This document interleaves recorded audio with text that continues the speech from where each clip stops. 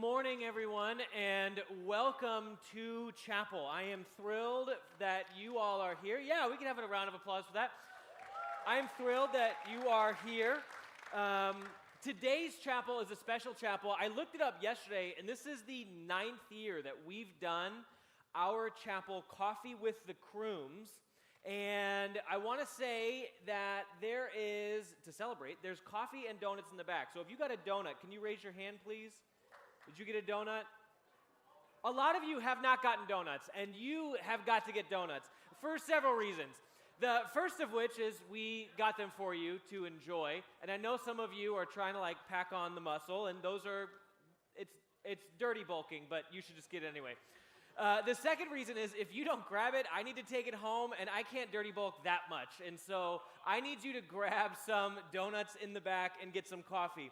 Today's chapel is a little more laid back. Typically, we program this chapel in the beginning of this semester, but we got to move some things around, and so now that we are settled into our semester and we know what Judson's about, we get to spend some time with President and Mrs. Crumes. So, without further ado, I would like to welcome your Judson University President, Mr. Gene Crume.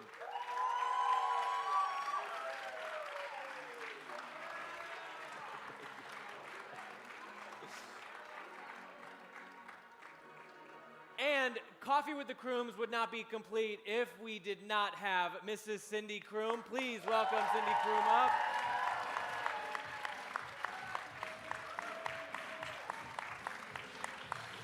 Thank you for being here. Excellent. Yeah. Excellent. So, this is our 9th annual Coffee with the Crumes. First of all, can you believe it's our 9th one? That's unbelievable to me. Time goes fast when you're having a lot of fun. Yeah, absolutely. Absolutely. So I'm glad that we're being able to spend time with both of you. I've prepared a handful of questions, and then what we're going to do is open up questions to you all. You all seem like a very inquisitive bunch, and so we will have, at a certain point, you'll be able to raise your hand, and one of our runners will run a microphone to you, and we will take your question. How does that sound?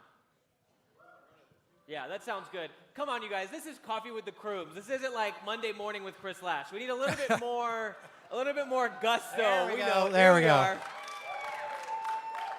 Now they're bringing the energy. Excellent. And this year, Chris, we have a fireplace. I know. It's for fall. It's Lovely. for fall. Brandon, when he was Fancy. setting this up, knows how much I love fall. I don't.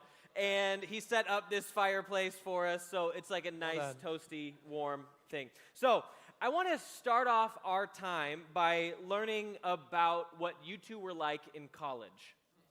So I want to start off by what are some memorable experiences about your college days? Like if we had met you in college, what would we have experienced? Mrs. Crume, you can start. Wow. Well, I went to college in my hometown. I went to college at Western Kentucky University. I majored in public relations and agriculture. I have come from a farm background. And I wanted to work in that field when I graduated, and I did for several years. But I was very motivated. I'm the oldest child. I was type A personality, turning everything in on time most of the time.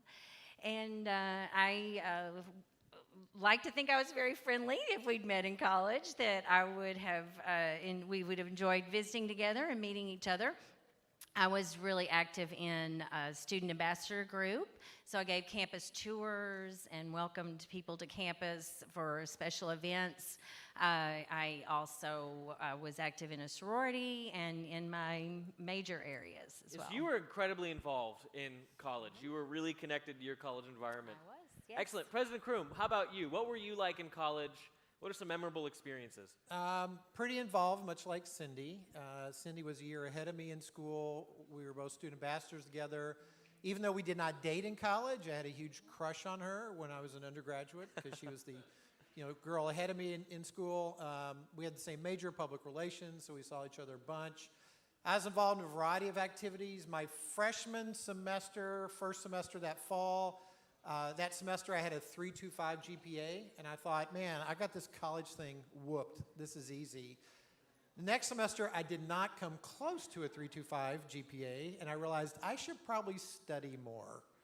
And so that's kind of when I, got into my studies a little bit more, but was involved in a variety of different things, and to even include being a student ambassador, coaching football, girls flag football. We made the playoffs every year that I coached, but then I was also a national officer in public relations, Student Society of America. And that was the first time I really had a chance to kind of jump on a plane and travel to different places and see different cities. So I squeezed a lot out of the college experience. That's excellent. That's really cool. So just a reminder, this is a laid-back chapel, but we're still giving our full attention to President and Mrs. Crume because we are really excited that they're spending time with us. Amen? Amen.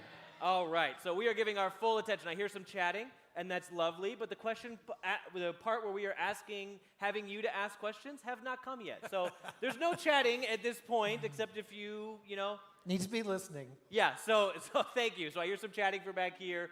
Please bring your attention back to the front. Excellent.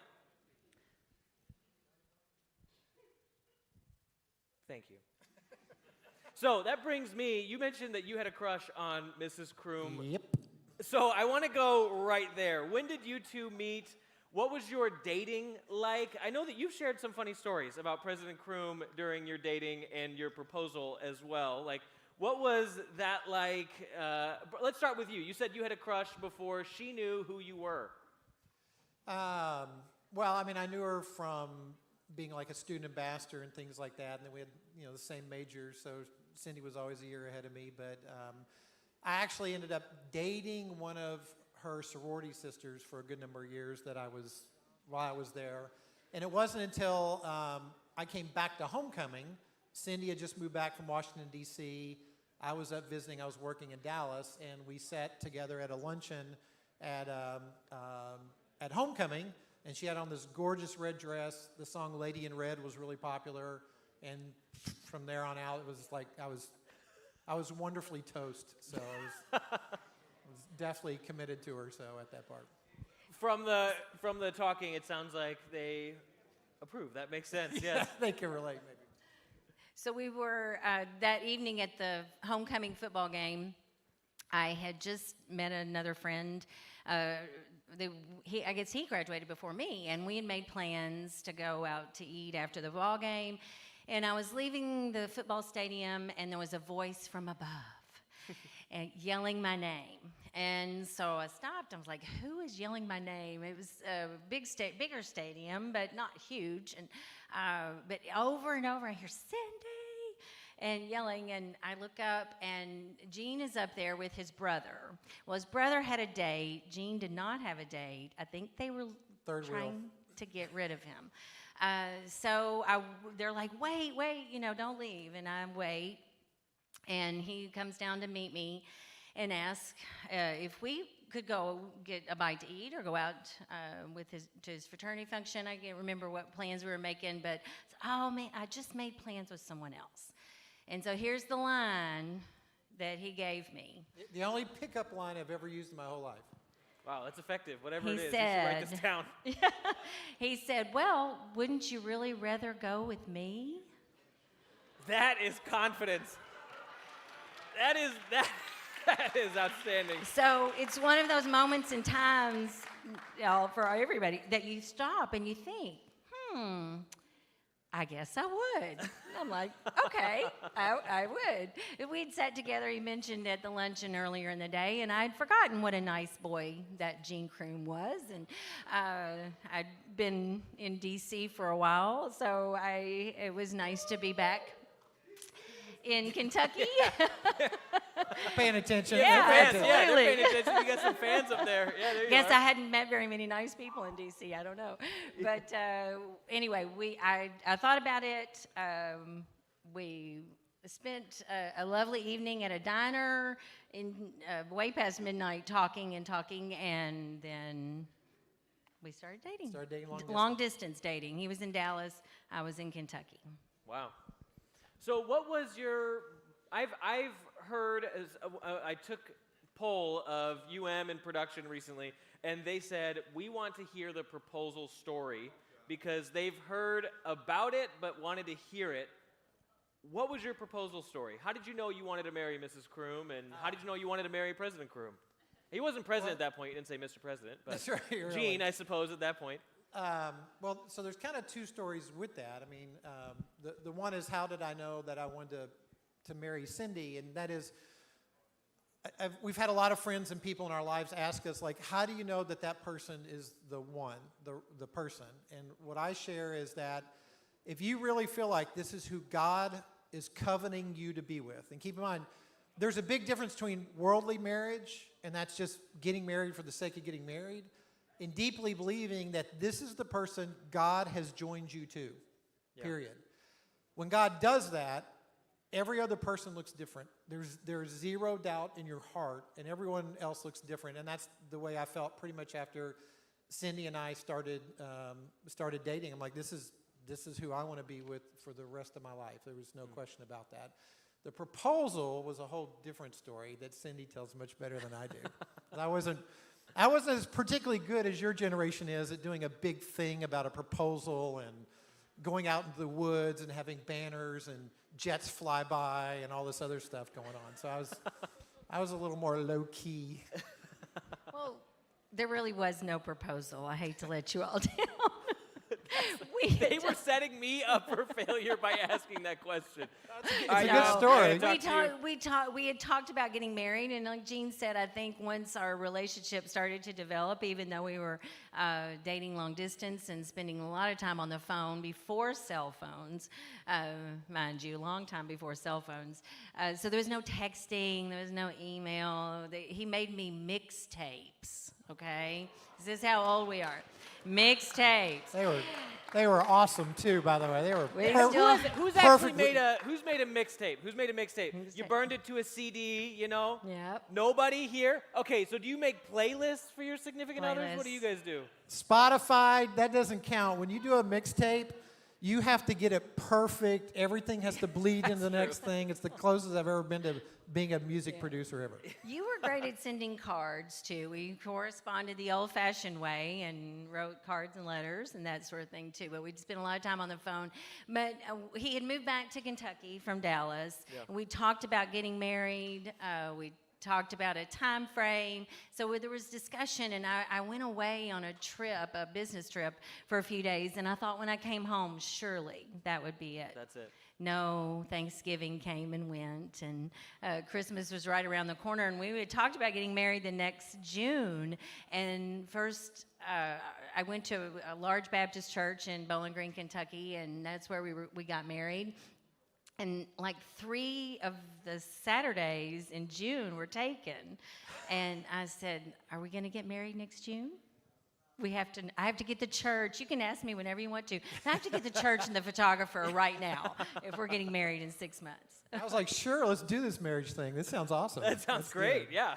So I guess you need a ring, yeah. Well, that's the other part of the story is going to get the ring. So I knew I wanted to buy the right ring for Cindy, and so I told her, I said, yes, let's get married, but I've tried to look at rings. I'm not good at picking out rings. I want you to pick out the ring you want, and let's go look at rings. And so we go to Louisville, Kentucky, which was the big town, to pick out a ring. We're standing in a really, really nice jewelry store. I have a Tic Tac in my mouth. While we're standing there talking, the Tic Tac shoots out of my mouth onto the counter, bounces, and Cindy goes, "What was that?" And I'm like, "Oh, that's my tooth." And she's like, "Are you serious?" I'm like, "No, I'm just kidding." And I thought pretty much the marriage was going to be over at that point in time. We were never going to get the ring. So even picking out the ring had to have a weird sort of drama to it on my part of it. If we pivot to your role at Judson, President Crume,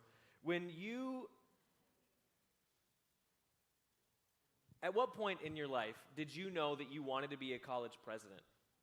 I had a dad who was a school principal. In fact, from kindergarten through 12th grade, I only had 1 year of school in which my mom and dad weren't at the school. And for me, it was awesome. I would get there early, set up tables and chairs, had a great time.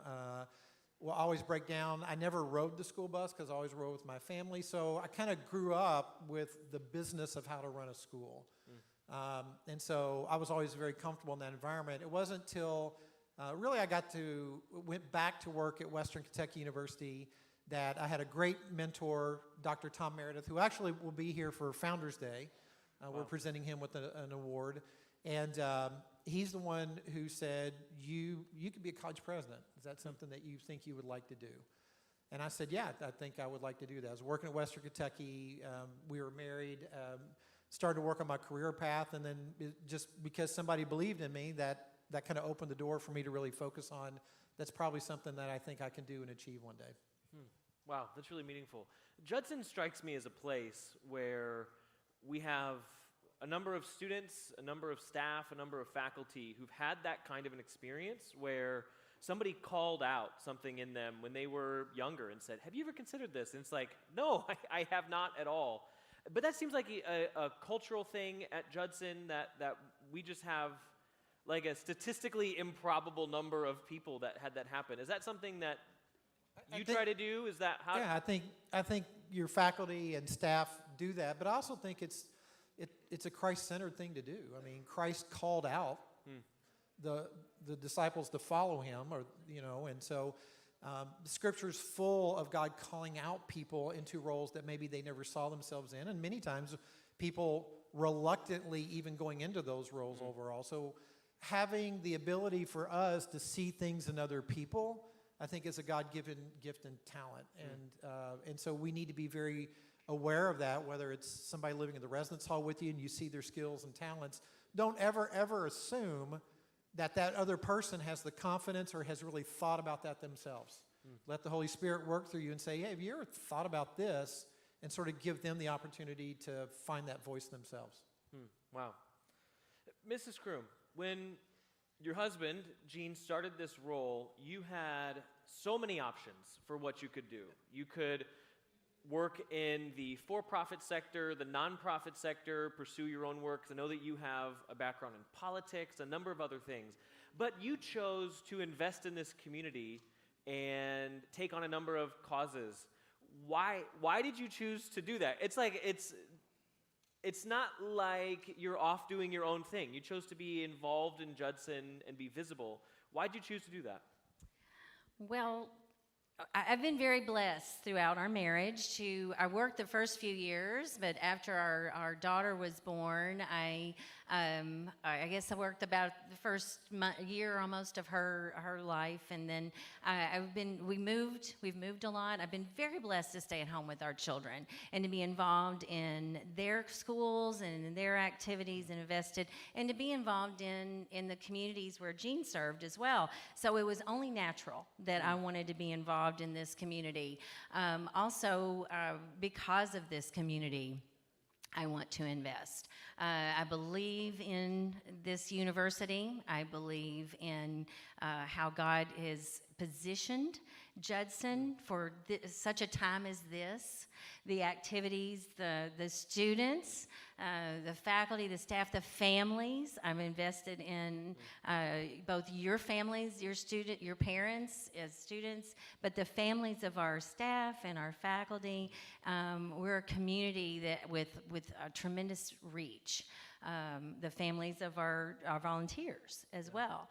So I want to invest. I want to be a part of that. I want to be a part of your lives in so much as I can and I'm called to do. So I feel very, very blessed to be in a position to support Gene in the work that he does and how he serves here, but to support our students and our faculty and staff and all the initiatives that God has in place for Judson.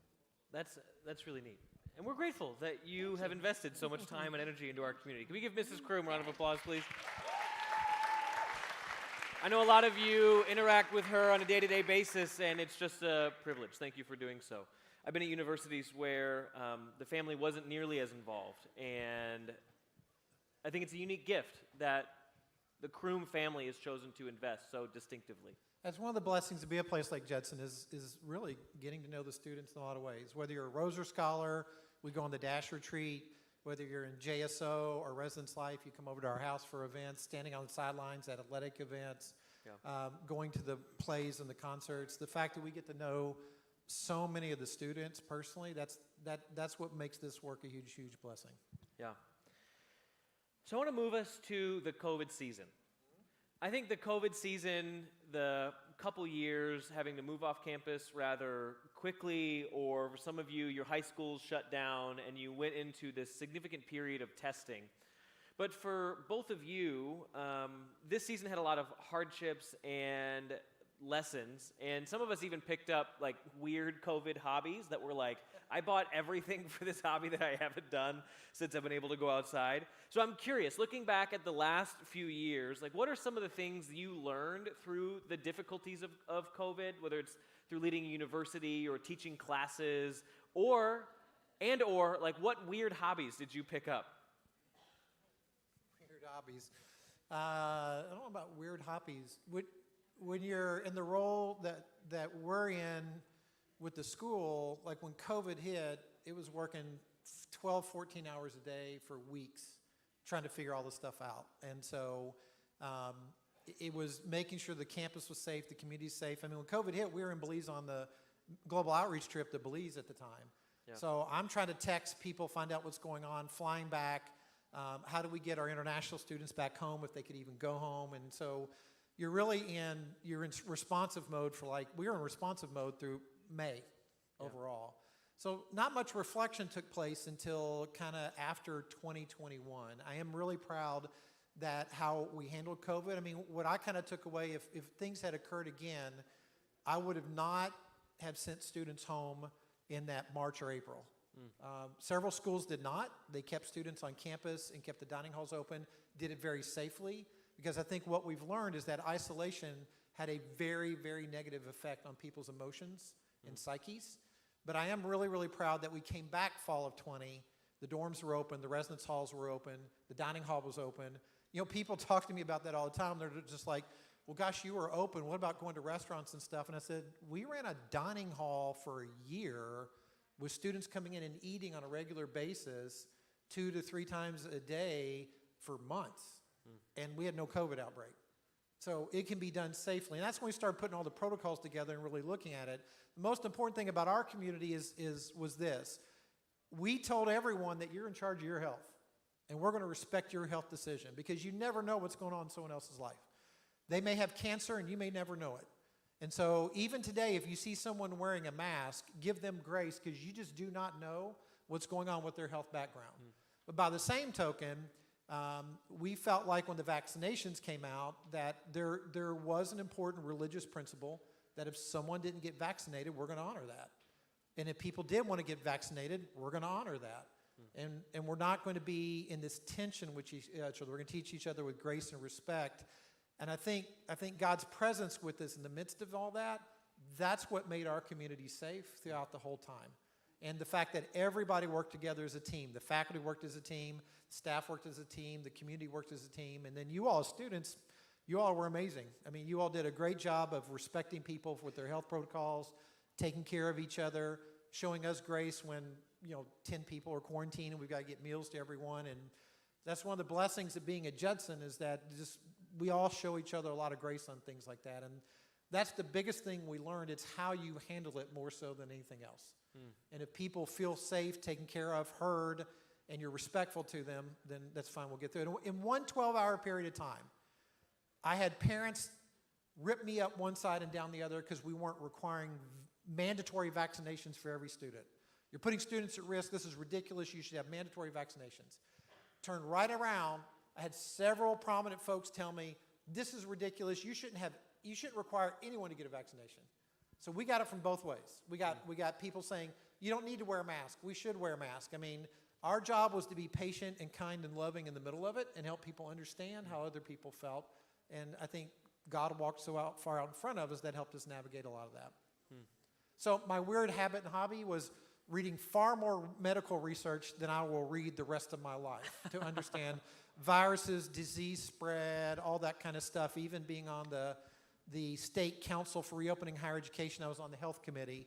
And that's when I learned, sitting on that health committee and listening to 5 doctors and public health experts on this side, 5 on this side, and they couldn't agree on how to handle this.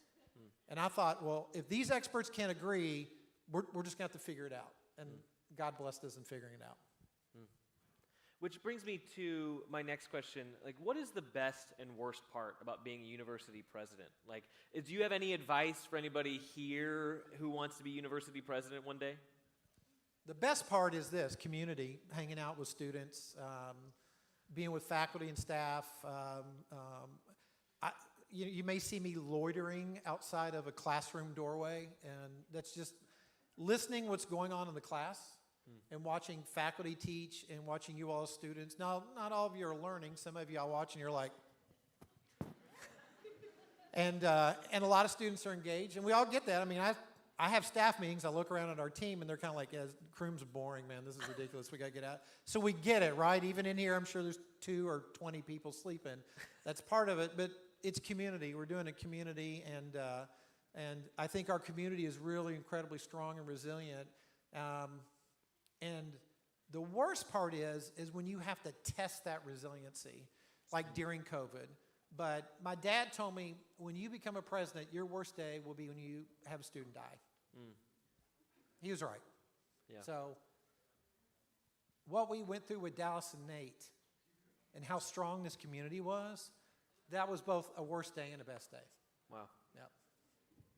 Yeah, I remember that season revealed a lot about the kind of community that we were, and we were able to, what I perceived, band together. We connected with churches, and faculty stepped in, and staff stepped in, and I remember both of you in conversations when we were at the fitness center, and it was a really significant moment of when tragedy and difficulty strikes, we could have split apart.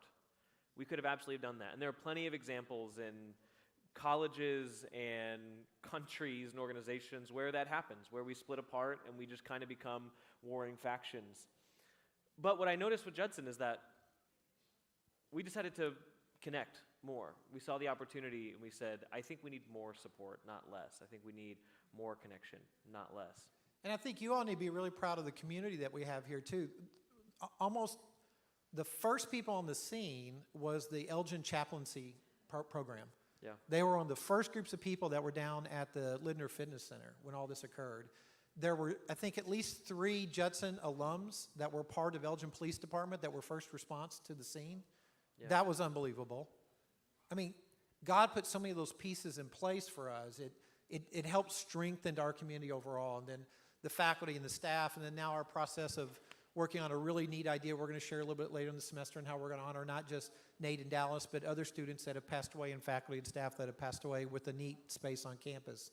Yeah, we're surrounded with a great community that really does genuinely take care of us, both the Judson community as well as the larger Elgin community as well too. So, yeah, wonderful. On the best part side of that, yeah, the best part, the having students at our house for Christmas and White Elephant gift parties. I think I saw one of the best ideas at how creative you all are, where we had a White Elephant gift, and one of the best White Elephant gifts was that a student brought the stuff they got for free at the church fair for one of their White Elephant gift. So your all's creativity in terms of things like that and hanging out with students, that is definitely a best part, for sure. Mrs. Crume, the next question is for you. You do a lot of work behind the scenes, like we talked about. What are some of the causes or programs that you're involved in, and why did you choose those to be the programs you invest in? Well, different things in different seasons. When the RISE program started, I was very, very blessed to be a professor in the RISE program. Yes, enjoyed that very much.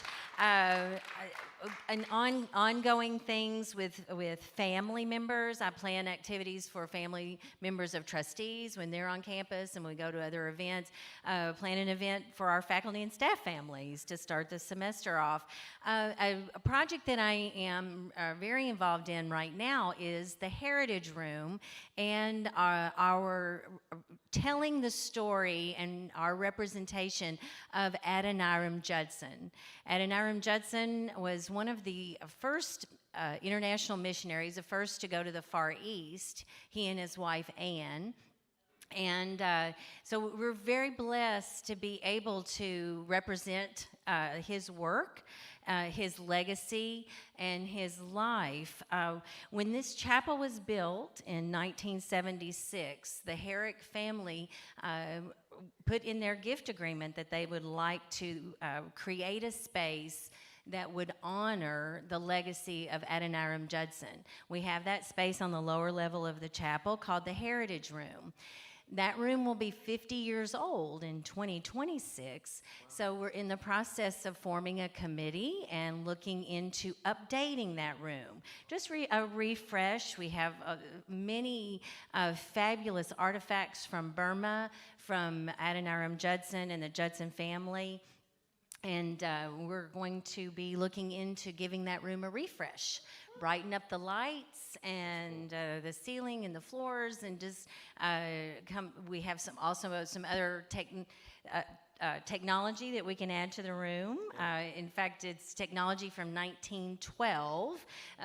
We found some modern technology. Yes. We're going to bring that into the 21st century here and be able to share some slides that the American Baptist churches how they shared the story of Adoniram Judson in 1912, and we'll hopefully digitize that. So that is a cause very dear to me right now, telling the story first of all, and then making that room. I think I teased that last year. We want to make that room more open and available to you as students.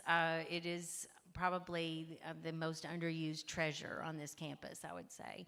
So we want to give that an update, and so look for new information on that coming in the next couple of years. Even. Yeah. President Crumes, the next question is for you. So a lot of us know that we have donors and trustees, but you get a lot of FaceTime with donors and trustees. You get to connect with them. You get to tell Judson stories. And I imagine there are a few funny Judson stories that you tell of just interesting experiences you have with students or interesting experiences you have with trustees as a whole. When trustees and donors ask about Judson students, what are some of the interesting or memorable or funny stories that you tell about our community? Well, one of the most important stories I tell is when I connect with alumni wherever they live or wherever they may be, knowing you all as students and talking about what you all are experiencing at Judson is very similar to what they experienced. It might have been 1972, but learning, being in community, hanging out in the residence halls. I mean, Wilson, Ohio, Linder Tower more recently, Volkman Hall, but in particular, like Wilson and Ohio, that's where they lived in the 70s and 80s.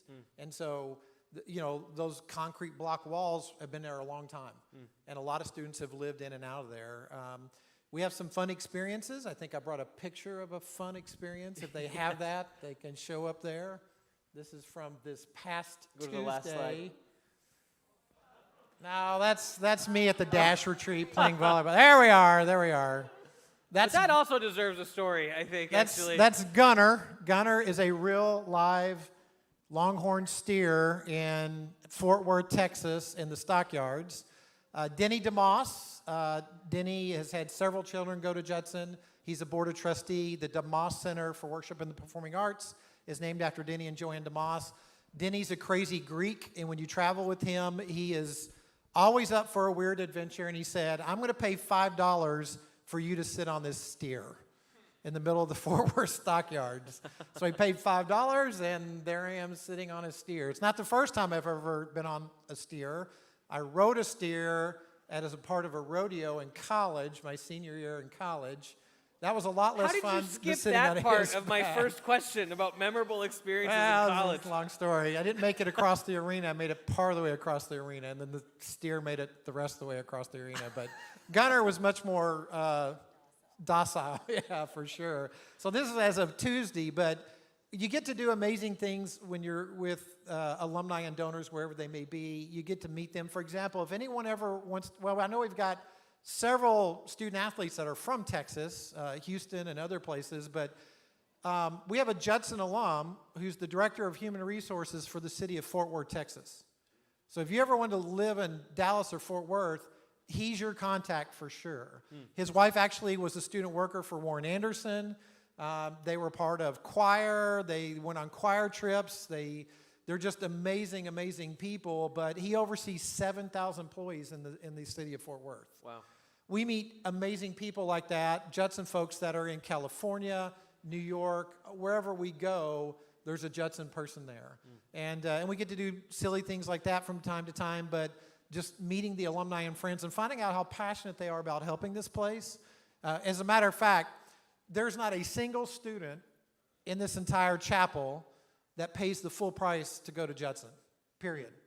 We are 100% financial aid goes to every single student, and that's because of our donors.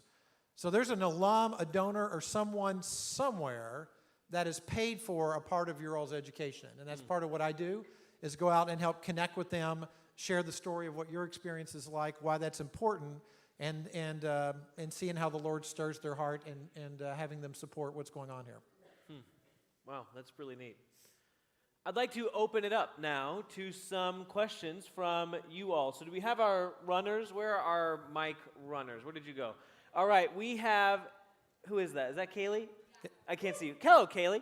And then we have Haven in the back.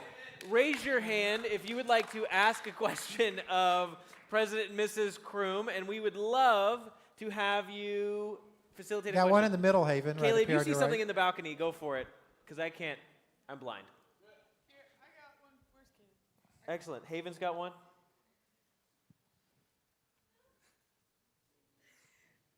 Okay. How much do you love the RISE program? Wow. It seems like a plug. Did It's a great Janine Vargas pay you? It seems like this is a plug. I'll let Cindy answer too, because she taught in the RISE program, but one of our favorite events during the year, and we have a lot of favorite events, like the choir concert Saturday, to those in the choir, and job well done. That was unbelievable. That was incredible. And like I mentioned, going to the athletic events is incredible. Going to the plays is great. Seeing all the ensembles. But the RISE etiquette banquet that we do, the professional etiquette banquet we do with the RISE students that Cindy organizes and leads, one of our favorite events every single year. Some of the best conversation in the world when a RISE student asks, if you could have any superpower you want, what would it be and why? That's an awesome question to have at a dinner conversation. Great dinner conversation, but yes. It's one of the best events ever. We love the RISE program. We love all Judson students, but the RISE program is especially dear, yes. So the answer is a lot. So well done. A lot. The answer is a lot. A We have lot, a another. lot, a I lot. see a couple other hands. Haven, go for it. What is a crazy story from the time you were dating Mrs. Crume? From the time I was dating Mrs. Crume, a crazy story? Yeah, so back in the olden days, when you would date in court, you wouldn't have these devices, right? You had a landline, and we're talking late at night. It had to be 12 or 12:30 at night, and while we're talking, and Cindy was telling me this wonderful story, I fell asleep. It's a really wonderful story. And I woke up, I don't know how long later, and there's nothing on the phone. Screaming. Hello. And so I had a really hard day at work. The dog ate my homework. I don't know. I was just tired and fell asleep. I didn't have a good excuse for it overall. But we've had some amazing adventures even back when we were dating, and just with our family and travel. And that's part of the fun of doing this work in higher ed is like touring with the choir in Europe.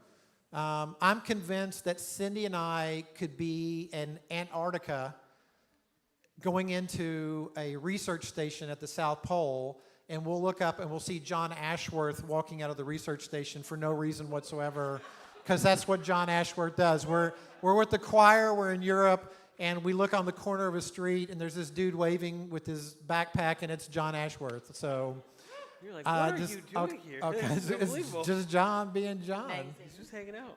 Excellent. Kaylee, do we have anything for the balcony? Nope.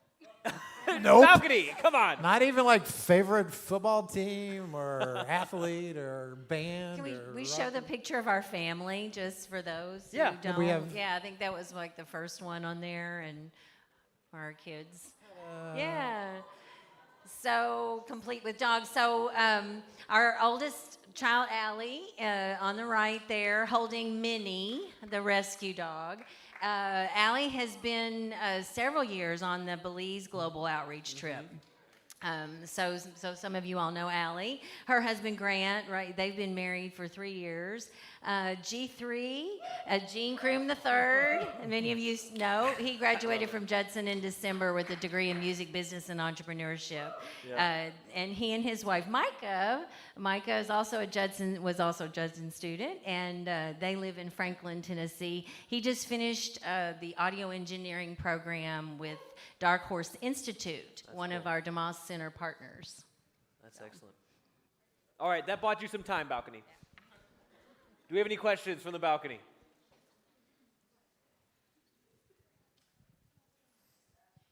I'm like trying to see, I can't see anything, so I'm not even trying to like wait you all out. Okay, or Haven, do you have another one down here?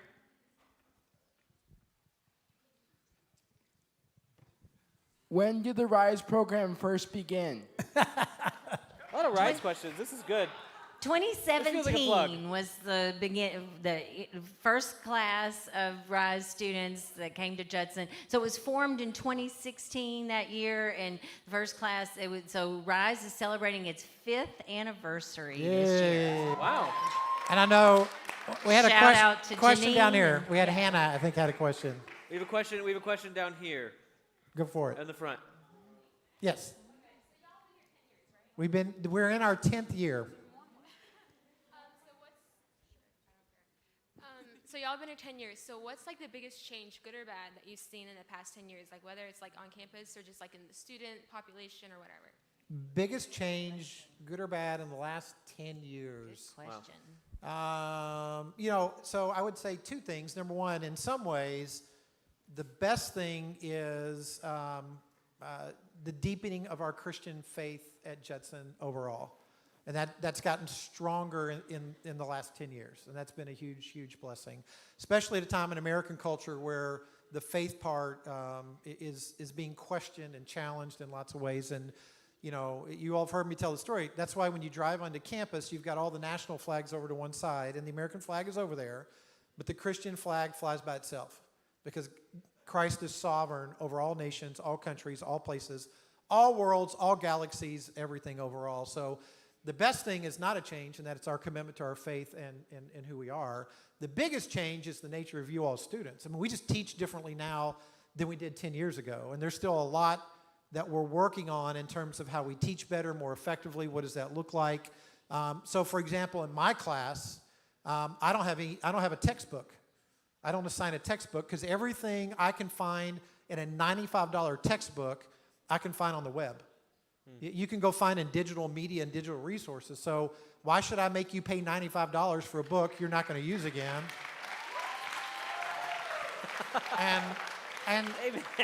And I think this is true of many areas. Not all. There are some areas where, quite frankly, you've got to buy that resource. That's all there is to it because it's structured that way. You have to have it, and there's a couple of areas that are like that. But wow, man, you all live in a time where, honestly, every textbook you could ever have is already online. That changes teaching. So teaching's changed a lot over those time periods. And I know some faculty members have their rules in their class. That's their job. They're right. They get to do that. You're in their class, their rules. That's the way it should work. Because guess what? When you get a JOB and you go to your job, their rules. If you don't follow their rules, you don't get paid.